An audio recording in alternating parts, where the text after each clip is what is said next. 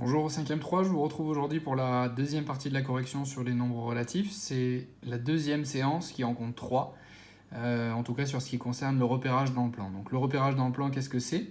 C'est apprendre à positionner des points dans un repère, c'est-à-dire quelque chose qui est constitué de deux axes perpendiculaires, et c'est apprendre également, lorsque les points sont déjà placés, à lire leurs coordonnées. Donc pour commencer un premier QCM qui pourrait directement être inspiré d'une petite interro de leçon, une droite graduée est toujours horizontale. À son origine repérée par 0 s'appelle aussi un axe. Alors, est toujours horizontale, c'est ce qu'on voit dans la plupart des exercices. Maintenant, ça ne veut pas dire qu'on ne peut pas avoir une droite graduée qui serait verticale. Une droite qui est verticale, on peut très bien la graduer. Donc elle n'est pas forcément horizontale. On peut en avoir même des obliques et dans toutes les directions. À son origine repérée par 0, oui, ça c'est la définition de l'origine. Donc là, finalement, c'est juste une application directe de ce qu'est l'origine d'une droite graduée. Ça s'appelle aussi un axe, c'est vrai.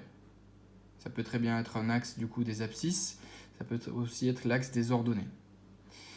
Le repère, donc là les 5 questions suivantes sont par rapport au repère qui est là. C'est un repère orthogonal, oui, puisque les axes sont perpendiculaires. C'est la propriété d'un tel repère. Le point E est sur l'axe des abscisses. Alors le point E, il faut l'identifier, il est ici. Il n'est pas sur l'axe des abscisses, il est sur l'axe des ordonnées. Je vous rappelle comment mémoriser les deux. Axe des abscisses, vous prolongez la barre ici, donc vous êtes sur l'axe horizontal. Axe des ordonnées, vous prolongez la barre du haut, vous êtes sur un axe vertical. Donc abscisse horizontale, ordonnée verticale. Donc le point E, il est sur l'axe des ordonnées. Ensuite, l'unité de ce repère, est-ce que c'est 1, 0,1 ou 1 mm? Alors en fait, on n'a pas de précision directe sur le dessin. Maintenant, si on devait trancher, clairement, ce serait plutôt 1 cm. Il faudrait en fait avoir la version papier pour pouvoir le vérifier, chose que vous avez dû avoir si jamais vous l'avez imprimé. L'origine du repère a pour coordonnée 0. Alors, le fait d'avoir pour coordonnée 0, en fait, ça veut rien dire, dans le sens où qui dit coordonnée dit deux informations chiffrées. Or, ici, vous n'en avez qu'une, donc c'est faux. L'origine du repère a pour ordonnée 0 cette fois-ci. C'est bien évidemment vrai. Et par contre, les coordonnées de l'origine sont 0, 0. Là, on a deux informations. Donc, on est complet finalement avec la définition. Donc, on a une autre bonne réponse ici. Pour la question 5, le point A a pour coordonnées. Donc là, on voit qu'on est un peu plus loin en abscisse que 1. Donc on peut d'ores et déjà éliminer le deuxième. Et en fait, il se trouve que la bonne réponse est celle-là. Alors, le point A qui a ces coordonnées-là est juste à côté. En fait, il est un peu plus haut à gauche, mais il n'est pas au même endroit. Donc, vu qu'un point ne peut pas avoir deux coordonnées différentes, il n'y a qu'une seule bonne réponse parmi les deux.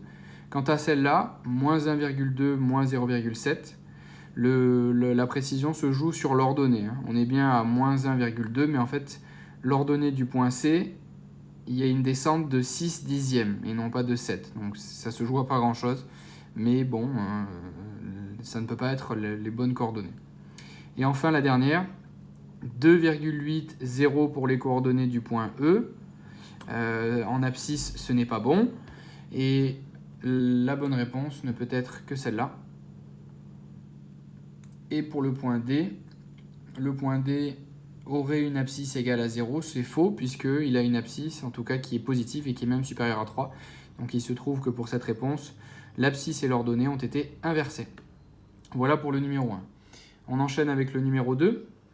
Le numéro 2, je vous ai préparé directement déjà les coordonnées pour gagner du temps, donc je vous laisse le soin de vérifier.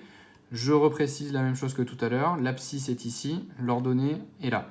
Du coup, si jamais vous avez un système de coordonnées qui est composé de deux informations, là vous avez votre abscisse en premier, horizontale. Vous voyez bien que je prolonge la barre du A. Et la deuxième information, c'est votre ordonnée. Voici un système de coordonnées avec deux nombres qui peuvent être bien évidemment relatifs. Vous voyez bien d'ailleurs pour le C, on a deux nombres négatifs. Donc là, la marche à suivre est la suivante. Vous partez toujours de 0. Vous vous demandez combien vous avancez. Donc là, par exemple, si on prend l'exemple du point F, le point F, vous partez de 0, vous avancez de 3. C'est pour ça que j'ai mis 3 en abscisse. Et pour savoir ensuite qu'est-ce qui se passe sur le deuxième nombre, vous regardez combien vous montez. Avec, bien évidemment, la précision de dire si jamais vous reculez, c'est un nombre négatif. Si jamais vous descendez, c'est un nombre négatif. Donc il se trouve que le point F a pour abscisse 3, vous êtes avancé de 3. Vous n'êtes pas monté puisque vous êtes sur l'axe, donc vous êtes à 0. Les points qui sont sur les axes vous posent souvent problème. De manière générale, c'est juste en fait que vous n'avez pas varié de manière verticale, donc vous êtes à 0. Voilà. Alors, je vais m'attarder sur le placement des points. Si on regarde ceux qui sont proposés là, nous avons le point P de coordonnées 3 et 4. J'avance de 3, je monte de 4, donc regardez bien le chemin. Je pars de 0, j'avance de 3, je monte de 4. J'avance de 3, je monte de 4. Donc ici, vous avez votre point P. Q, abscisse 6, ordonnée 0. J'avance de 6, je suis là. Je monte de 0, c'est-à-dire je ne bouge pas. Donc mon point est là. R, abscisse 0, ordonnée moins 3. Vous n'avancez pas puisque vous êtes à une abscisse 0. Vous descendez de 3. Vous êtes donc ici. Le point R est ici. Et ensuite, le point S, vous descendez de 5 au niveau des abscisses, ça veut dire qu'en fait vous reculez de 5, vous êtes ici, et vous montez de 1, vous arrivez là. Donc le point S est ici.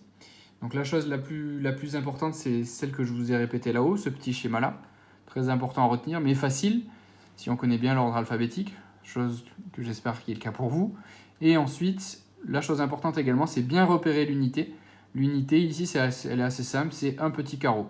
Il se peut que des fois, comme d'ailleurs on avait vu dans une des précédentes corrections, l'unité soit différente.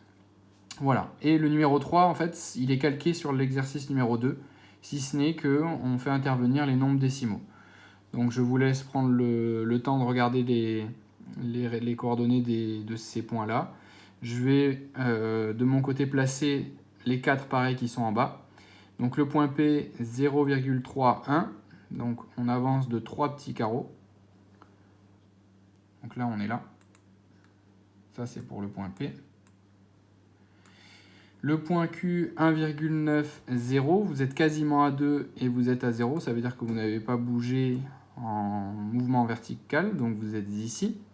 Le point R, moins 0,7, donc vous êtes arrivé à 3 dixièmes avant le point moins 1, le point d'abscisse moins 1, et vous êtes monté de 4, donc vous êtes ici.